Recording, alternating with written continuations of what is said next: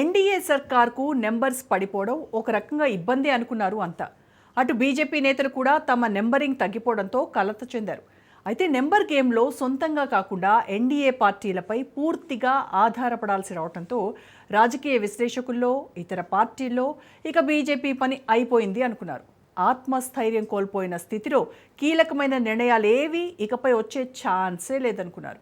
కానీ ఇప్పుడు ఎన్డీఏ అనుసరిస్తున్న స్పీడ్ పర్ఫార్మెన్స్లో ఎలాంటి తగ్గుదల లేకపోవడమే కాక విపక్షాలకు ఓ పట్టాన అర్థం కాని స్కెచ్లు వేస్తూ నెంబర్ గేమ్లో పైకి ఎగబాకేందుకు వ్యూహరచన చేస్తున్నారట.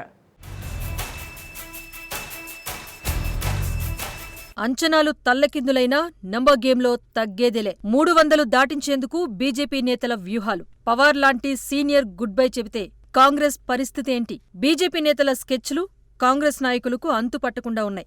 ఇండియా అలయన్స్ ను ఎంతో పటిష్టంగా, ఎంతో ముందు చూపుతో ఎన్డీఏకు చుక్కలు చూపించాలనే ఉద్దేశంతో ఏర్పాటు చేసుకున్నారు కూటమి నేతలంతా.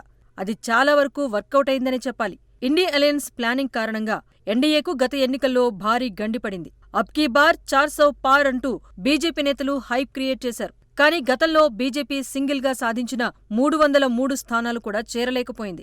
ఎన్డీఏలో అన్ని పార్టీలు కలిపి 293 స్థానాల వద్దే ఆగిపోయారు. దీనిపై బీజేపీ నేతలు ఒకంత అసహనానికి కూడా గురయ్యారు. అయితే అది తాత్కాలికమే.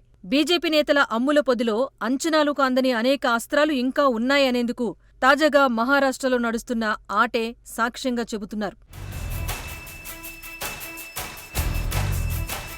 మహారాష్ట్రలో 2 కీలకమైన ఫ్యాక్షన్ గ్రూపులు ఎన్డీఏలో చేరటం ఖరారైంది. ఉద్ధవ్ ఠాక్రే తన గ్రూప్ను శివసేనలో విలీనం చేయటం, మరోవైపు శరద్ పవార్ తన గ్రూప్ను ఎన్సీపీలో విలీనం చేయటం ఖాయమైందని అంటున్నారు. దీంతో లోక్సభలో ఎన్డీఏకు ఇప్పుడున్న 293 ఎంపీల సంఖ్య కాస్త 301కి చేరుతుంది. వారు చెప్పుకోవటానికి 300 ఫిగర్ దాటుతుంది. అంతేకాదు, అటు రాజ్యసభలోనూ ఫిగర్స్ మారబోతున్నాయి. ఇండీ బ్లాక్లో ఉన్న శరద్ పవార్ పార్టీకి అసెంబ్లీలో 86 మంది ఎమ్మెల్యేల బలముంది. అటు ఉద్ధవ్ ఠాక్రే 92 మంది ఎమ్మెల్యేల బలాన్ని కలిగి ఉన్నారు. వారి సంఖ్యకు అనుగుణంగా రాజ్యసభలో సీట్లొస్తాయి. ఇప్పుడున్న పరిస్థితుల్లో బీజేపీకి ఇది కొండంత బలంగా రాజకీయ నిపుణులు విశ్లేషిస్తున్నారు.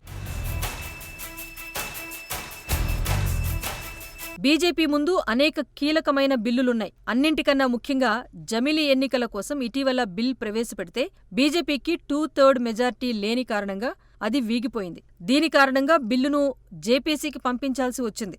ఒకవేళ ఎన్డీఏకు సరిపడినంత మంది ఎంపీలు ఉండి ఉంటే జమిలీ బిల్లు విషయంలో ఈపాటికే అడుగులు పడి ఉండేవి. ఈ అంశం బీజేపీ నేతల భవిష్యత్ ప్రణాళికకు అడ్డంకిగా మారుతోంది. అయితే అనుకున్న పని ఎలాగైనా చేయటమే తప్ప టైం కోసం వేచి చూసే ఛాన్స్ ఇప్పుడున్న బీజేపీ టీం ఇవ్వదు అనే పేరుంది.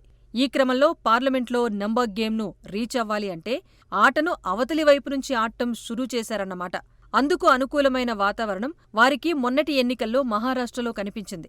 ఎన్నెన్నో అంచనాలతో మహారాష్ట్రను చేజిక్కించుకుంటే అనేక వ్యూహాలు అమలు చేద్దామని ఇండియా అలయన్స్ భావించింది. అందులో కీలకంగా వ్యవహరించింది రాజకీయ యోధుడు శరద్ పవారే. కానీ రోజులు గడుస్తున్న కొద్దీ ఆయన పరిస్థితి అదృశ్యమైపోతున్న స్థితి ఎదురుకావడంతో తన గ్రూపును విలీనం చేస్తే అది తనకు లాభిస్తుందన్న తెలివిడి ఏర్పడిందని అంటున్నారు. మరోవైపు మహారాష్ట్ర రాజకీయాల్లో శివసేన లేకుండా ఎవరూ చక్రం తిప్పే పరిస్థితి ఉండేది కాదు. కానీ ఉద్ధవ్ తీసుకున్న అపరిపక్వ నిర్ణయం వల్ల శివసేన పగ్గాలు ఏక్నాథ్ షిండే ఎగరేసిపోయారు. ఇప్పుడు ఉద్ధవ్ చేతిలో సామ్నా అనే పత్రిక తప్ప కీలకమైన పార్టీ అనేదే లేకుండా పోయింది. అటు క్షేత్రస్థాయిలో నాయకులంతా పార్టీని వీడి బీజేపీలో చేరిపోతున్నారు. ఇంకా చూస్తూ కూర్చుంటే తన మూలాలు కరిగిపోయి బీజేపీ మరింత బలపడుతుందనే బొమ్మ ఉద్ధవ్కు కనిపించింది.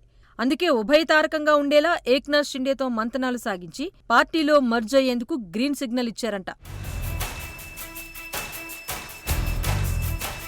ఇలా ఆ 2 గ్రూపులు కూడా తమ ఒరిజినల్ పార్టీలో చేరిపోతూ ఉండటం వల్ల ఇప్పుడు ఎన్డీఏలో కలిసిపోతున్నారు. దేశంలోనే 3వ పెద్ద రాష్ట్రమైన మహారాష్ట్ర నుంచి ఢిల్లీలోని పార్లమెంట్లో నంబర్స్ మార్చుకునే వ్యూహాల అమల్లో ఇప్పుడు బీజేపీ నేతలు బిజీగా ఉన్నారు. ఈ క్రమంలో కేంద్రం నుంచి ఎలాంటి నిర్ణయాలొస్తాయో, ఎలాంటి గేమ్స్ ప్లే చేస్తారో చూడాల్సి ఉంది.